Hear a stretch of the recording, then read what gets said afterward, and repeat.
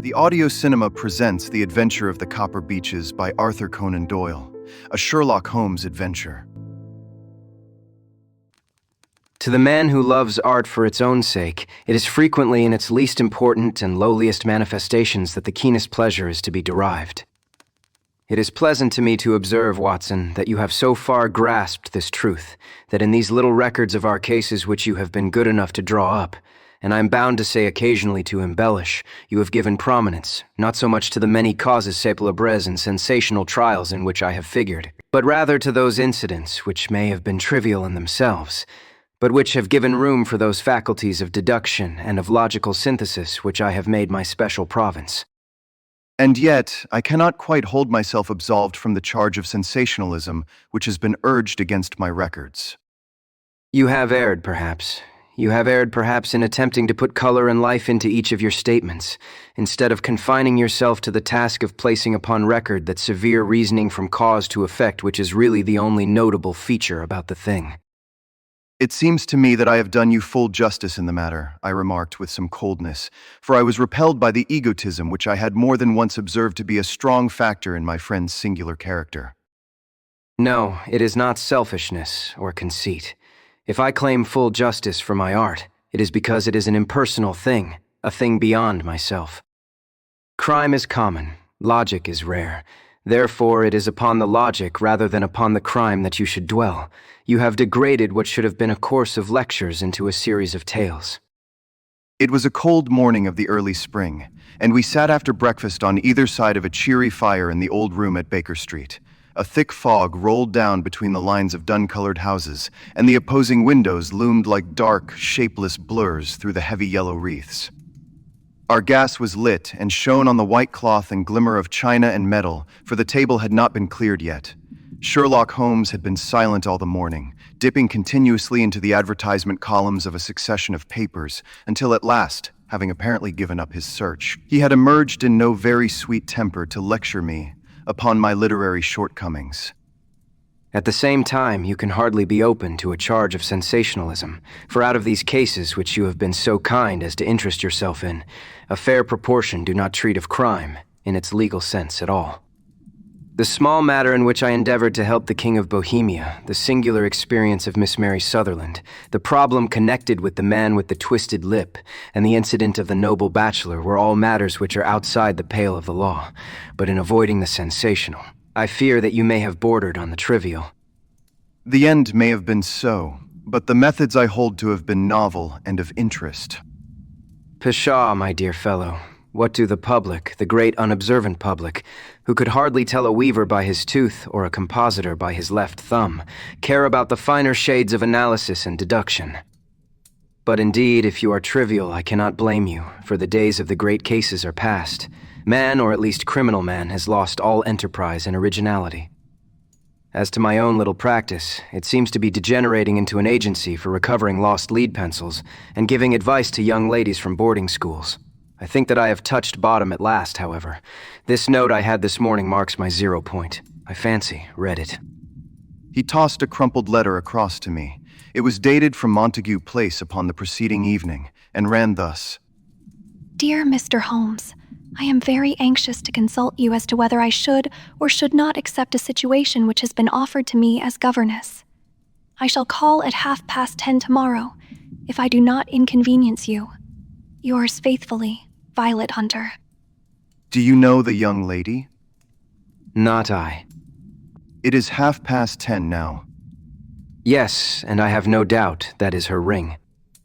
It may turn out to be of more interest than you think. You remember that the affair of the blue carbuncle, which appeared to be a mere whim at first, developed into a serious investigation.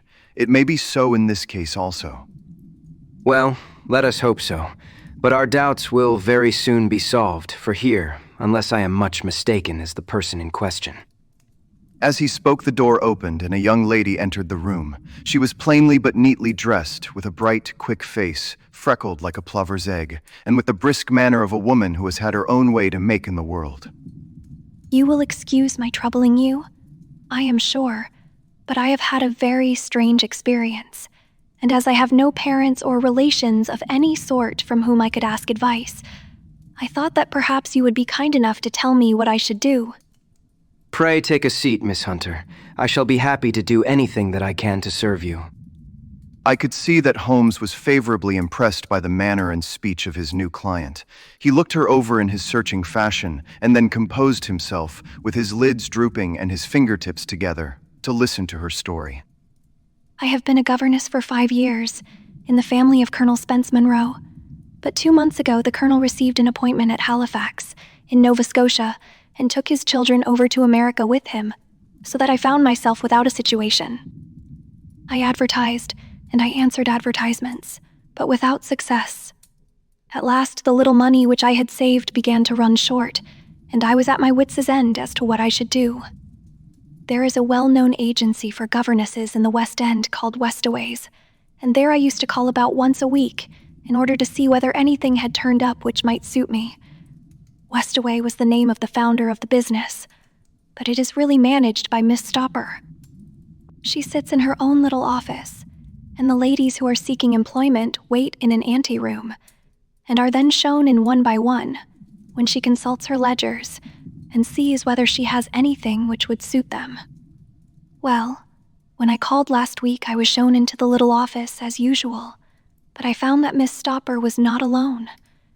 A prodigiously stout man with a very smiling face and a great heavy chin which rolled down in fold upon fold over his throat sat at her elbow with a pair of glasses on his nose, looking very earnestly at the ladies who entered. As I came in, he gave quite a jump in his chair and turned quickly to Miss Stopper. That will do. I could not ask for anything better. Capital, capital. He seemed quite enthusiastic and rubbed his hands together in the most genial fashion. He was such a comfortable-looking man that it was quite a pleasure to look at him. You are looking for a situation, miss. Yes, sir. As governess. Yes, sir. And what salary do you ask? I had £4 a month. In my last place with Colonel Spence Monroe. Oh, tut, sweating, rank sweating. How could anyone offer so pitiful a sum to a lady with such attractions and accomplishments? My accomplishments, sir, may be less than you imagine. A little French, a little German, music, and drawing. Tut. This is all quite beside the question. The point is, have you or have you not the bearing and deportment of a lady? There it is in a nutshell. If you have not, you are not fitted for the rearing of a child who may someday play a considerable part in the history of the country. But if you have, why, then, how could any gentleman ask you to condescend to accept anything under the 3 figures? Your salary with me, madam, would commence at £100 a year. You may imagine, Mr. Holmes, that to me, destitute as I was, such an offer seemed almost too good to be true. The gentleman, however, seeing perhaps the look of incredulity upon my face, opened a pocketbook and took out a note. It is also my custom to advance to my young ladies half their salary beforehand, so that they may meet any little expenses of their journey and their wardrobe. It seemed to me that I had never met so fascinating and so thoughtful a man. As I was already in debt to my tradesmen, the advance was a great convenience. And yet, there was something unnatural about the whole transaction, which made me wish to know a little more before I quite committed myself. May I ask where you live, sir? Hampshire, charming rural place. The Copper Beeches, 5 miles on the far side of Winchester. It is the most lovely country, my dear young lady, and the dearest old country house. And my duties, sir. I should be glad to know what they would be. One child, dear little romper, just 6 years old. Oh, if you could see him killing cockroaches with a slipper, smack, smack, smack, smack, 3 gone before you could wink. I was a little startled at the nature of the child's amusement, but the father's laughter made me think that perhaps he was joking. My sole duties, then, are to take charge of a single child. No, not the soul, my dear young lady.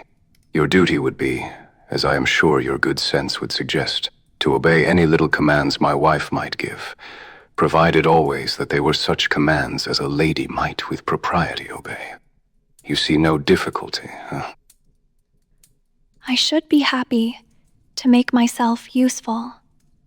Quite so. In dress now, for example. We are fatty people, you know, fatty but kind-hearted. If you were asked to wear any dress which we might give you, you would not object to our little whim. No, I said, considerably astonished at his words. Or to sit here, or sit there, that would not be offensive to you. Oh, no. Or to cut your hair quite short before you come to us. I could hardly believe my ears. As you may observe, Mr. Holmes, my hair is somewhat luxuriant and of a rather peculiar tint of chestnut. It has been considered artistic. I could not dream of sacrificing it in this offhand fashion. I am afraid that that is quite impossible. He had been watching me eagerly out of his small eyes, and I could see a shadow pass over his face as I spoke. I am afraid that it is quite essential. It is a little fancy of my wife's. And ladies' fancies, you know, madam. Ladies' fancies must be consulted, and so you won't cut your hair. No, sir. I really could not. Ah, very well. Then that quite settles the matter. It is a pity, because in other respects you would really have done very nicely. In that case, Miss Stoper, I had best inspect a few more of your young ladies. The managers had sat all this, while busy with her papers without a word to either of us. But she glanced at me now with so much annoyance upon her face that I could not help suspecting that she had lost a handsome commission through my refusal. Do you desire your name to be kept upon the books? If you please, Miss Stopper. Well, really, it seems rather useless, since you refuse the most excellent offers in this fashion. You can hardly expect us to exert ourselves to find another such opening for you. Good day to you, Miss Hunter. She struck a gong upon the table, and I was shown out by the page.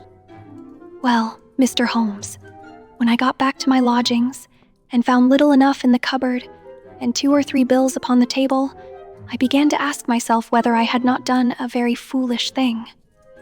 After all, if these people had strange fads and expected obedience on the most extraordinary matters, they were at least ready to pay for their eccentricity.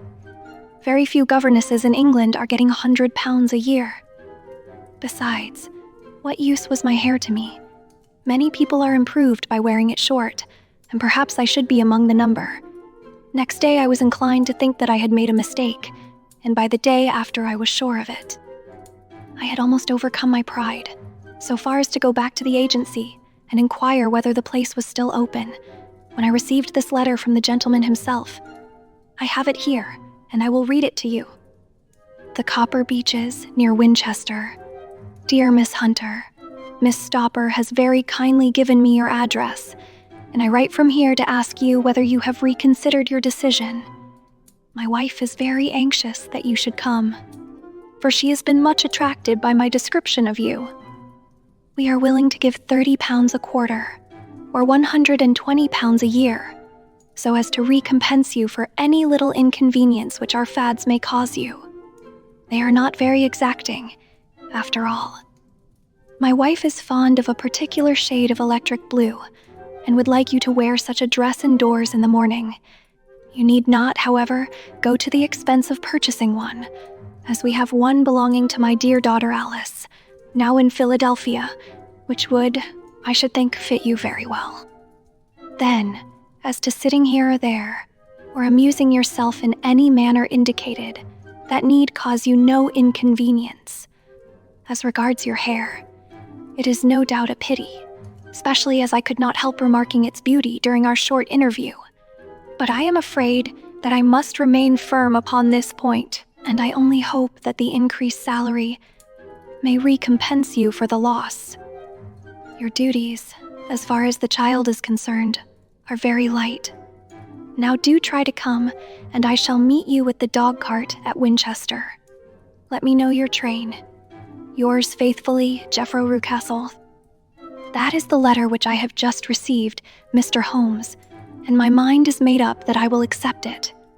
I thought, however, that before taking the final step I should like to submit the whole matter to your consideration. Well, Miss Hunter, if your mind is made up, that settles the question. But you would not advise me to refuse. I confess that it is not the situation which I should like to see a sister of mine apply for. What is the meaning of it all, Mr. Holmes? I have no data. I cannot tell. Perhaps you have yourself formed some opinion. Well, there seems to me to be only one possible solution.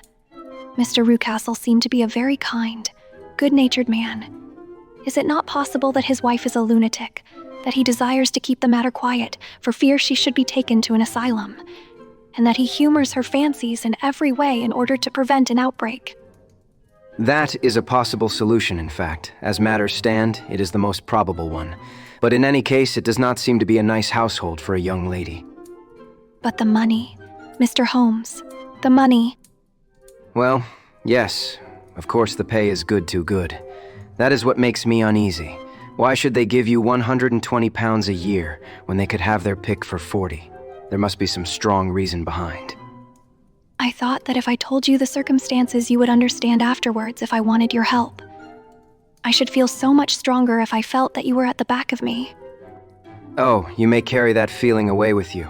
I assure you that your little problem promises to be the most interesting which has come my way for some months. There is something distinctly novel about some of the features. If you should find yourself in doubt or in danger... Danger? What danger do you foresee? Holmes shook his head gravely. It would cease to be a danger if we could define it, but at any time, day or night, a telegram would bring me down to your help. That is enough. She rose briskly from her chair with the anxiety all swept from her face. I shall go down to Hampshire quite easy in my mind now. I shall write to Mr. Rucastle at once, sacrifice my poor hair tonight, and start for Winchester tomorrow. With a few grateful words to Holmes, she bade us both good night and bustled off upon her way. At least, she seems to be a young lady who is very well able to take care of herself. And she would need to be. I am much mistaken if we do not hear from her before many days are past. It was not very long before my friend's prediction was fulfilled.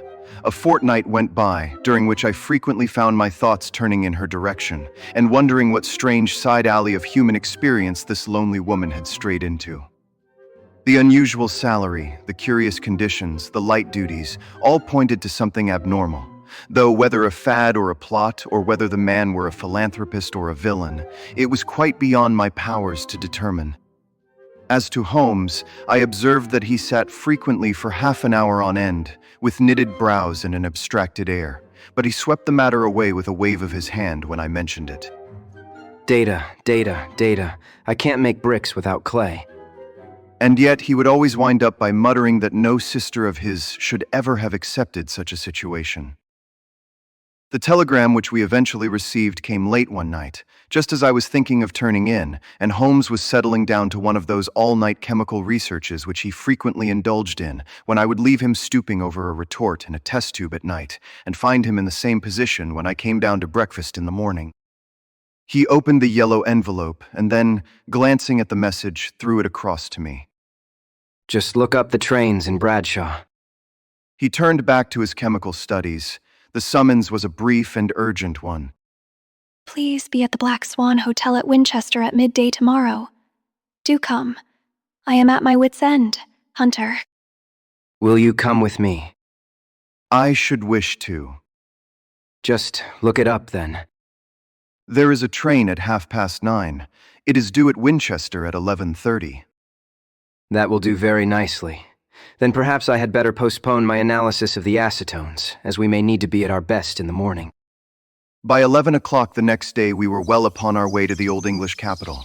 Holmes had been buried in the morning papers all the way down, but after we had passed the Hampshire border he threw them down and began to admire the scenery. It was an ideal spring day, a light blue sky, flecked with little fleecy white clouds drifting across from west to east. The sun was shining very brightly, and yet there was an exhilarating nip in the air which set an edge to a man's energy. All over the countryside, away to the rolling hills around Aldershot, the little red and gray roofs of the farmsteadings peeped out from amid the light green of the new foliage. "Are they not fresh and beautiful?" I cried, with all the enthusiasm of a man fresh from the fogs of Baker Street. But Holmes shook his head gravely. Do you know, Watson, that it is one of the curses of a mind with a turn like mine that I must look at everything with reference to my own special subject? You look at these scattered houses, and you are impressed by their beauty. I look at them, and the only thought which comes to me is a feeling of their isolation and of the impunity with which crime may be committed there. Good heavens, who would associate crime with these dear old homesteads? They always fill me with a certain horror. It is my belief, Watson, founded upon my experience, that the lowest and vilest alleys in London do not present a more dreadful record of sin than does the smiling and beautiful countryside. You horrify me.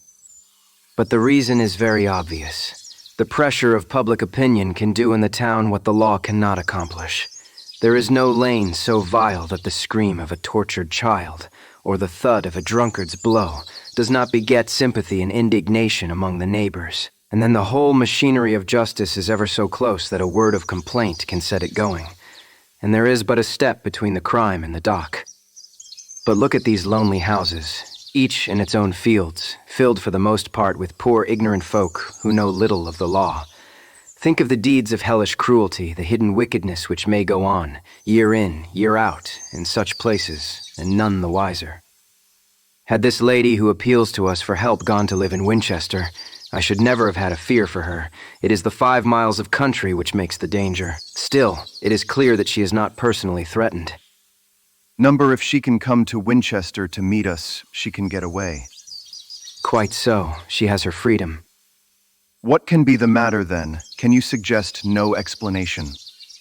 I have devised 7 separate explanations, each of which would cover the facts as far as we know them. But which of these is correct can only be determined by the fresh information which we shall no doubt find waiting for us. Well, there is the tower of the cathedral, and we shall soon learn all that Miss Hunter has to tell.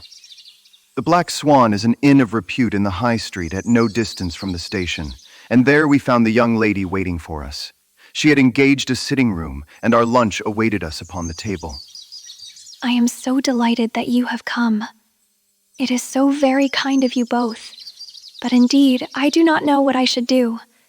Your advice will be altogether invaluable to me. Pray, tell us what has happened to you. I will do so, and I must be quick, for I have promised Mr. Rucastle to be back before 3. I got his leave to come into town this morning, though he little knew for what purpose. Let us have everything in its due order. Holmes thrust his long, thin legs out towards the fire and composed himself to listen.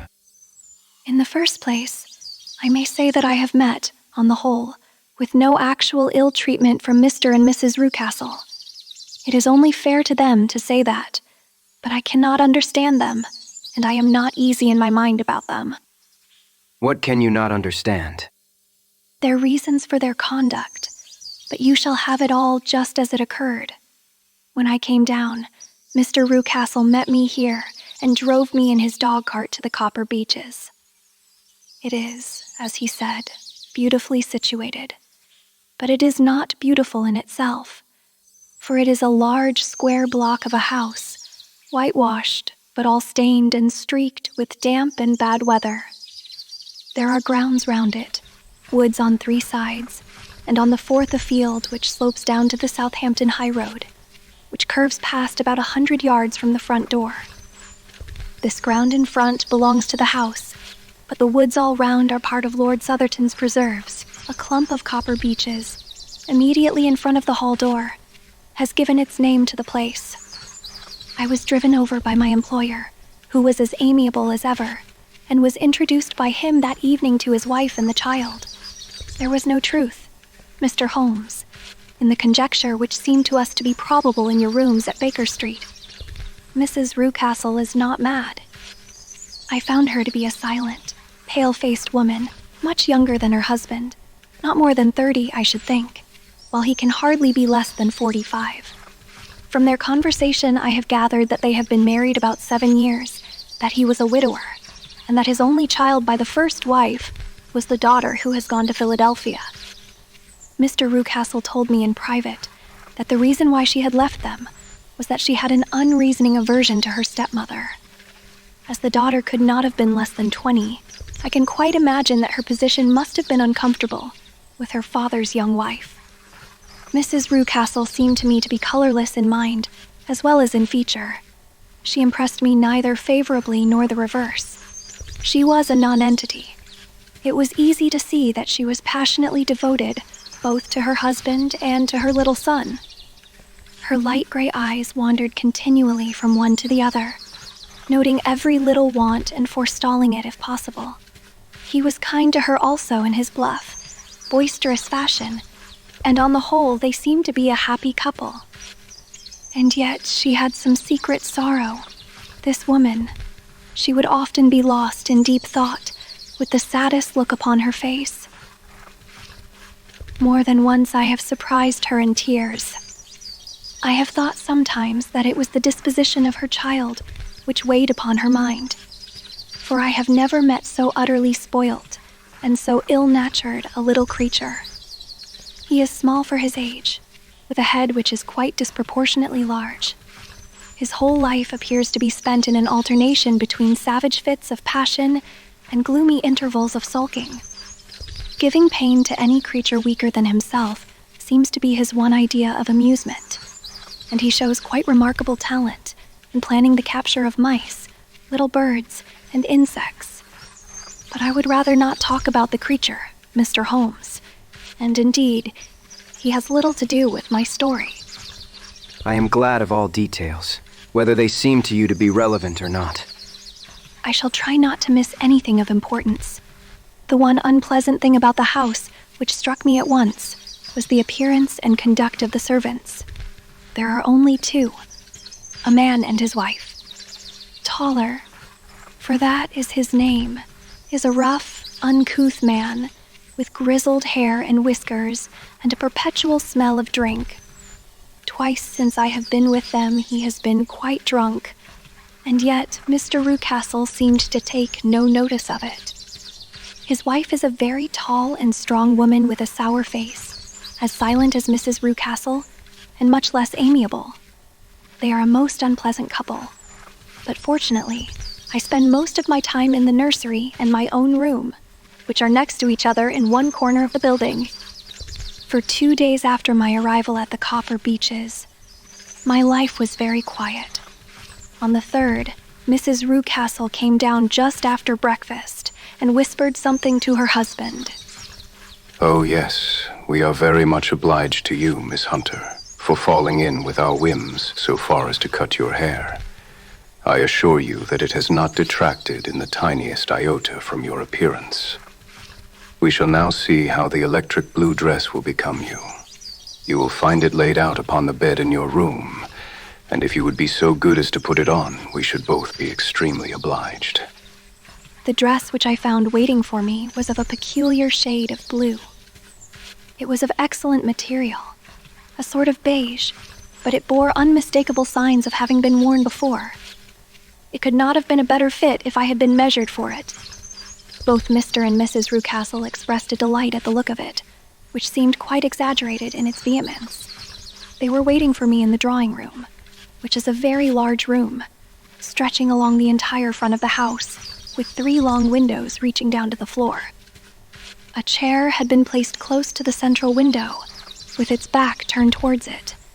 In this I was asked to sit, and then Mr. Rucastle, walking up and down on the other side of the room, began to tell me a series of the funniest stories that I have ever listened to. You cannot imagine how comical he was, and I laughed until I was quite weary. Mrs. Rucastle, however, who has evidently no sense of humor, never so much as smiled, but sat with her hands in her lap and a sad, anxious look upon her face.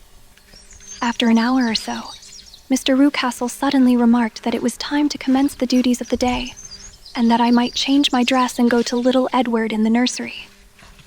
2 days later, this same performance was gone through under exactly similar circumstances. Again, I changed my dress. Again, I sat in the window, and again I laughed very heartily at the funny stories of which my employer had an immense repertoire, and which he told inimitably. Then he handed me a yellow-backed novel, and, moving my chair a little sideways, that my own shadow might not fall upon the page, he begged me to read aloud to him. I read for about 10 minutes, beginning in the heart of a chapter, and then suddenly, in the middle of a sentence, he ordered me to cease and to change my dress. You can easily imagine, Mr. Holmes, how curious I became as to what the meaning of this extraordinary performance could possibly be. They were always very careful. I observed to turn my face away from the window, so that I became consumed with the desire to see what was going on behind my back. At first, it seemed to be impossible, but I soon devised a means. My hand mirror had been broken, so a happy thought seized me, and I concealed a piece of the glass in my handkerchief. On the next occasion, in the midst of my laughter, I put my handkerchief up to my eyes, and was able with a little management to see all that there was behind me. I confess that I was disappointed. There was nothing. At least that was my first impression. At the second glance, however, I perceived that there was a man standing in the Southampton Road, a small bearded man in a gray suit, who seemed to be looking in my direction. The road is an important highway, and there are usually people there. This man, however, was leaning against the railings which bordered our field, and was looking earnestly up. I lowered my handkerchief and glanced at Mrs. Rucastle, to find her eyes fixed upon me with a most searching gaze. She said nothing, but I am convinced that she had divined that I had a mirror in my hand, and had seen what was behind me. She rose at once. Jeffro, there is an impertinent fellow upon the road there who stares up at Miss Hunter. No friend of yours, Miss Hunter? No. I know no one in these parts. Dear me, how very impertinent. Kindly turn round and motion to him to go away. Surely, it would be better to take no notice. No, we should have him loitering here always. Kindly turn round and wave him away like that. I did as I was told, and at the same instant Mrs. Rucastle drew down the blind. That was a week ago, and from that time I have not sat again in the window, nor have I worn the blue dress, nor seen the man in the road. Pray continue. Your narrative promises to be a most interesting one. You will find it rather disconnected, I fear, and there may prove to be little relation between the different incidents of which I speak. On the very first day that I was at the Copper Beeches, Mr. Rucastle took me to a small outhouse which stands near the kitchen door. As we approached it, I heard the sharp rattling of a chain, and the sound as of a large animal moving about. Look in here. Is he not a beauty? I looked through, and was conscious of 2 glowing eyes, and of a vague figure huddled up in the darkness. Don't be frightened. It is only Carlo, my mastiff. I call him mine, but really old Toller, my groom, is the only man who can do anything with him. We feed him once a day, and not too much then, so that he is always as keen as mustard. Toller lets him loose every night, and God help the trespasser whom he lays his fangs upon. For goodness sake, don't you ever on any pretext set your foot over the threshold at night, for it is as much as your life is worth. The warning was no idle one, for 2 nights later, I happened to look out of my bedroom window about 2 o'clock in the morning. It was a beautiful moonlight night, and the lawn in front of the house was silvered over, and almost as bright as day. I was standing, wrapped in the peaceful beauty of the scene, when I was aware that something was moving under the shadow of the Copper Beeches. As it emerged into the moonshine, I saw what it was. It was a giant dog, as large as a calf, tawny tinted, with hanging jowl, black muzzle, and huge projecting bones. It walked slowly across the lawn and vanished into the shadow upon the other side. That dreadful silent sentinel sent a chill to my heart, which I do not think that any burglar could have done. And now I have a very strange experience to tell you. I had, as you know, cut off my hair in London, and I had placed it in a great coil at the bottom of my trunk. One evening, after the child was in bed, I began to amuse myself by examining the furniture of my room and by rearranging my own little things. There was an old chest of drawers in the room, the two upper ones empty and open. I had filled the first two with my linen, and, as I had still much to pack away, I was naturally annoyed at not having the use of the third drawer. It struck me that it might have been fastened by a mere oversight, so I took out my bunch of keys and tried to open it. The very first key fitted to perfection, and I drew the drawer open. There was only one thing in it, but I am sure that you would never guess what it was. It was my coil of hair. I took it up and examined it. It was of the same peculiar tint and the same thickness. But then the impossibility of the thing obtruded itself upon me. How could my hair have been locked in the drawer? With trembling hands, I undid my trunk, turned out the contents, and drew from the bottom my own hair. I laid the two tresses together, and I assure you that they were identical. Was it not extraordinary? Puzzle as I would, I could make nothing at all of what it meant. I returned the strange hair to the drawer, and I said nothing of the matter to the Rucastles, as I felt that I had put myself in the wrong by opening a drawer which they had locked. I am naturally observant, as you may have remarked, Mr. Holmes, and I soon had a pretty good plan of the whole house in my head. There was one wing, however, which appeared not to be inhabited at all. A door which faced that which led into the quarters of the Tollers opened into this suite, but it was invariably locked. One day, however, as I ascended the stair, I met Mr. Rucastle coming out through this door, his keys in his hand, and a look on his face which made him a very different person to the round, jovial man to whom I was accustomed. His cheeks were red, his brow was all crinkled with anger, and the veins stood out at his temples with passion. He locked the door and hurried past me without a word or a look. This aroused my curiosity, so when I went out for a walk in the grounds with my charge, I strolled round to the side from which I could see the windows of this part of the house. There were 4 of them in a row, 3 of which were simply dirty, while the 4th was shuttered up. They were evidently all deserted. As I strolled up and down, glancing at them occasionally, Mr. Rucastle came out to me, looking as merry and jovial as ever. You must not think me rude if I passed you without a word, my dear young lady. I was preoccupied with business matters. I assured him that I was not offended. By the way, you seem to have quite a suite of spare rooms up there, and one of them has the shutters up. He looked surprised, and, as it seemed to me, a little startled at my remark. Photography is one of my hobbies. I have made my dark room up there, but, dear me, what an observant young lady we have come upon. Who would have believed it? Who would have ever believed it? He spoke in a jesting tone, but there was no jest in his eyes as he looked at me. I read suspicion there and annoyance, but no jest.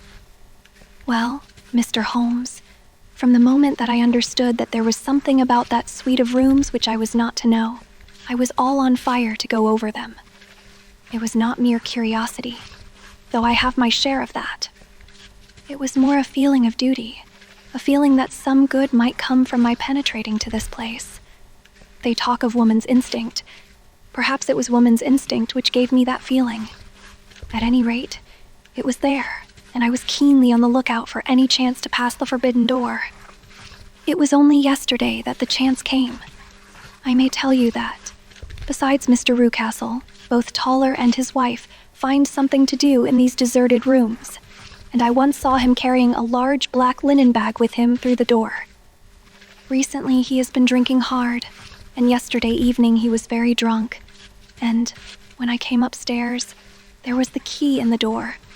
I have no doubt at all that he had left it there. Mr. and Mrs. Rucastle were both downstairs, and the child was with them, so that I had an admirable opportunity. I turned the key gently in the lock, opened the door, and slipped through. There was a little passage in front of me, unpapered and uncarpeted, which turned at a right angle at the farther end. Round this corner were 3 doors in a line, the first and third of which were open. They each led into an empty room, dusty and cheerless, with 2 windows in the one and one in the other, so thick with dirt that the evening light glimmered dimly through them. The center door was closed, and across the outside of it had been fastened one of the broad bars of an iron bed, padlocked at one end to a ring in the wall, and fastened at the other with stout cord. The door itself was locked as well, and the key was not there. This barricaded door corresponded clearly with the shuttered window outside, and yet I could see by the glimmer from beneath it that the room was not in darkness. Evidently there was a skylight, which let in light from above. As I stood in the passage gazing at the sinister door, and wondering what secret it might veil, I suddenly heard the sound of steps within the room, and saw a shadow pass backward and forward against the little slit of dim light which shone out from under the door. A mad, unreasoning terror rose up in me at the sight. Mr. Holmes, my overstrung nerves failed me suddenly, and I turned and ran, as though some dreadful hand were behind me, clutching at the skirt of my dress. I rushed down the passage, through the door, and straight into the arms of Mr. Rucastle, who was waiting outside. So, it was you then. I thought that it must be when I saw the door open. Oh, I am so frightened. My dear young lady, my dear young lady, and what has frightened you, my dear young lady? But his voice was just a little too coaxing. He overdid it. I was keenly on my guard against him. I was foolish enough to go into the empty wing. But it is so lonely and eerie in this dim light that I was frightened and ran out again. Oh, it is so dreadfully still in there. Only that. Why? What did you think? Why do you think that I lock this door? I am sure that I do not know. It is to keep people out who have no business there, do you see? I am sure if I had known. Well then, you know now. And if you ever put your foot over that threshold again, I'll throw you to the mastiff. I was so terrified that I do not know what I did. I suppose that I must have rushed past him into my room. I remember nothing until I found myself lying on my bed, trembling all over. Then I thought of you, Mr. Holmes. I could not live there longer without some advice. I was frightened of the house, of the man, of the woman, of the servants, even of the child. They were all horrible to me. If I could only bring you down, all would be well. Of course I might have fled from the house, but my curiosity was almost as strong as my fears. My mind was soon made up. I would send you a wire. I put on my hat and cloak, went down to the office, which is about half a mile from the house, and then returned, feeling very much easier. A horrible doubt came into my mind as I approached the door, lest the dog might be loose, but I remembered that Toller had drunk himself into a state of insensibility that evening, and I knew that he was the only one in the household who had any influence with the savage creature, or who would venture to set him free. I slipped in safety and lay awake half the night in my joy at the thought of seeing you. I had no difficulty in getting leave to come into Winchester this morning, but I must be back before 3 o'clock, for Mr. and Mrs. Rucastle are going on a visit, and will be away all the evening, so that I must look after the child. Now I have told you all my adventures, Mr. Holmes, and I should be very glad if you could tell me what it all means, and above all, what I should do. Holmes and I had listened spellbound to this extraordinary story. My friend rose now and paced up and down the room, his hands in his pockets, and an expression of the most profound gravity upon his face. Is Toller still drunk? Yes. I heard his wife tell Mrs. Rucastle that she could do nothing with him. That is, well, and the Rucastles go out tonight. Yes.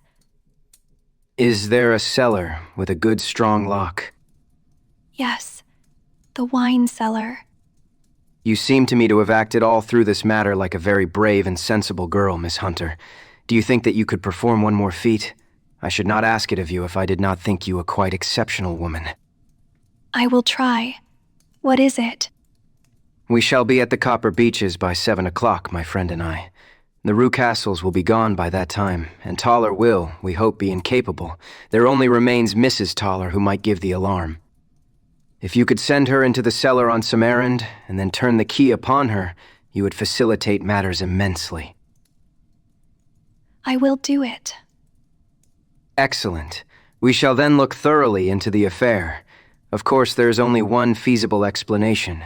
You have been brought there to personate someone, and the real person is imprisoned in this chamber. That is obvious.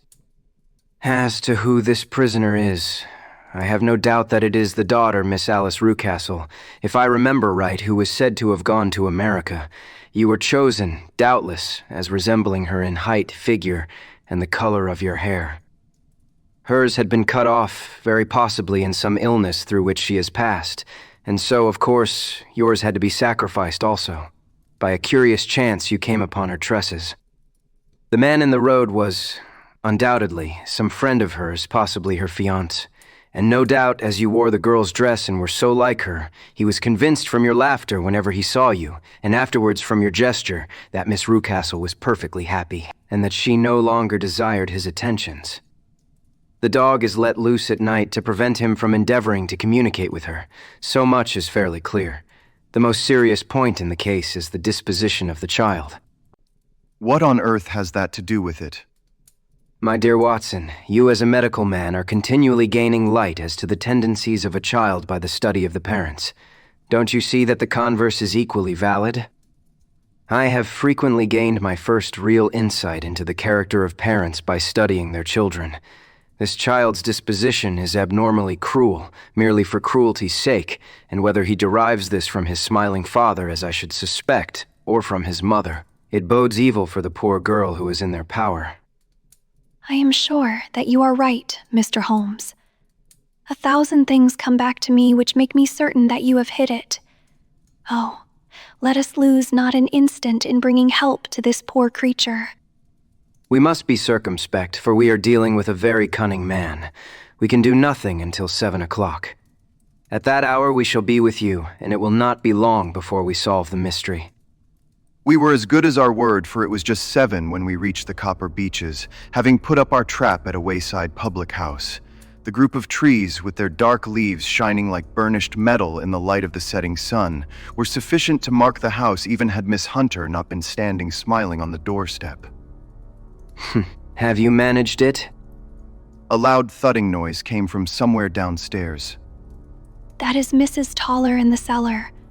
Her husband lies snoring on the kitchen rug. Here are his keys, which are the duplicates of Mr. Rucastle's. You have done well indeed. Now lead the way, and we shall soon see the end of this black business. We passed up the stair, unlocked the door, followed on down a passage, and found ourselves in front of the barricade which Miss Hunter had described. Holmes cut the cord and removed the transverse bar. Then he tried the various keys in the lock, but without success. No sound came from within, and at the silence Holmes's face clouded over. I trust that we are not too late. I think, Miss Hunter, that we had better go in without you. Now, Watson, put your shoulder to it, and we shall see whether we cannot make our way in. It was an old rickety door, and gave it once before our united strength. Together we rushed into the room. It was empty. There was no furniture save a little pallet bed, a small table, and a basket full of linen. The skylight above was open, and the prisoner gone. There has been some villainy here. This beauty has guessed Miss Hunter's intentions and has carried his victim off. But how? Through the skylight. We shall soon see how he managed it. He swung himself up onto the roof. Ah, yes, here is the end of a long, light ladder against the eaves. That is how he did it. But it is impossible. The ladder was not there when the Rucastles went away. He has come back and done it. I tell you that he is a clever and dangerous man. I should not be very much surprised if this were he whose step I hear now upon the stair. I think, Watson, that it would be as well for you to have your pistol ready. The words were hardly out of his mouth before a man appeared at the door of the room, a very fat and burly man with a heavy stick in his hand. Miss Hunter screamed and shrunk against the wall at the sight of him, but Sherlock Holmes sprang forward and confronted him. You villain, where is your daughter? The fat man cast his eyes round, and then up at the open skylight.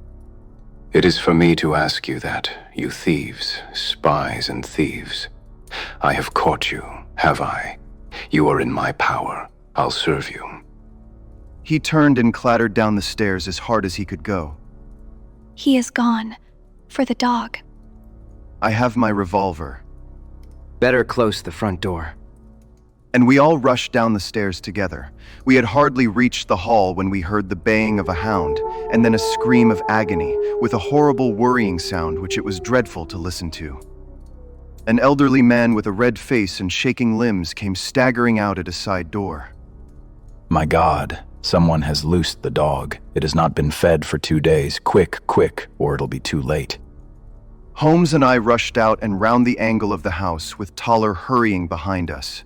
There was the huge famished brute, its black muzzle buried in Rucastle's throat, while he writhed and screamed upon the ground. Running up, I blew its brains out, and it fell over with its keen white teeth still meeting in the great creases of his neck.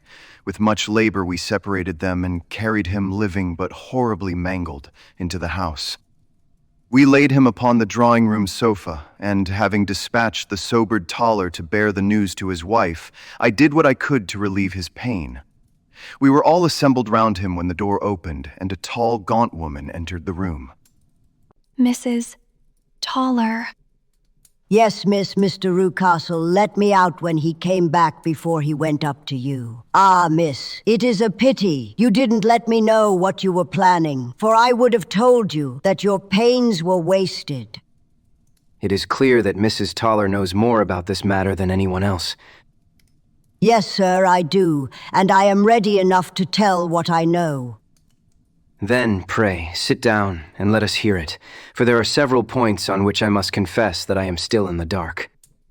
I will soon make it clear to you, and I'd have done so before now if I could got out from the cellar. If there is police court business over this, you'll remember that I was the one that stood your friend, and that I was Miss Alice's friend too.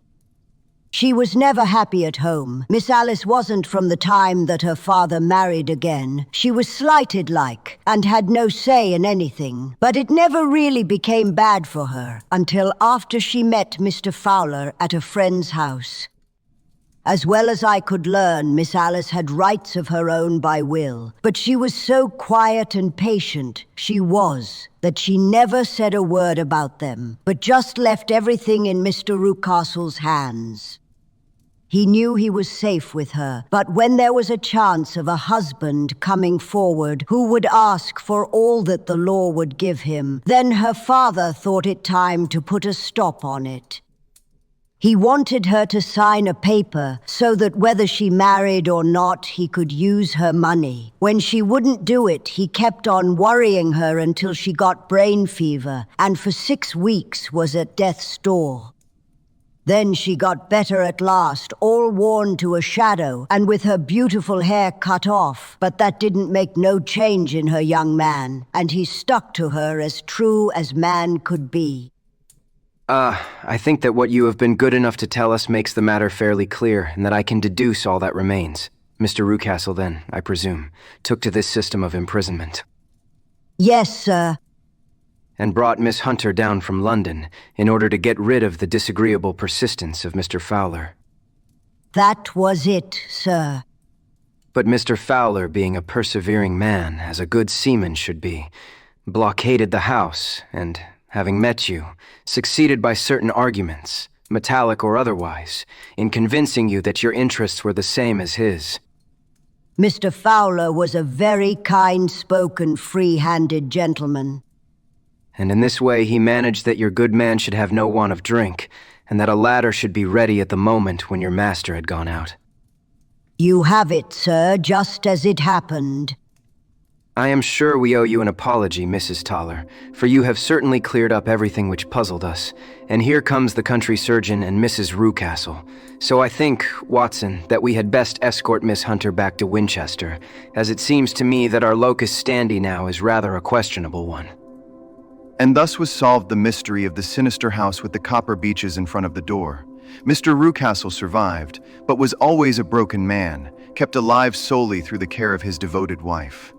They still live with their old servants, who probably know so much of Rucastle's past life that he finds it difficult to part from them. Mr. Fowler and Miss Rucastle were married by special license in Southampton the day after their flight, and he is now the holder of a government appointment in the island of Mauritius. As to Miss Violet Hunter, my friend Holmes, rather to my disappointment, manifested no further interest in her when once she had ceased to be the center of one of his problems. And she is now the head of a private school at Walsall, where I believe that she has met with considerable success. You have been listening to The Adventure of the Copper Beeches by Arthur Conan Doyle, a cinematic audio production by the Audio Cinema. Visit app.theaudiocinema.com for more cinematic audio productions.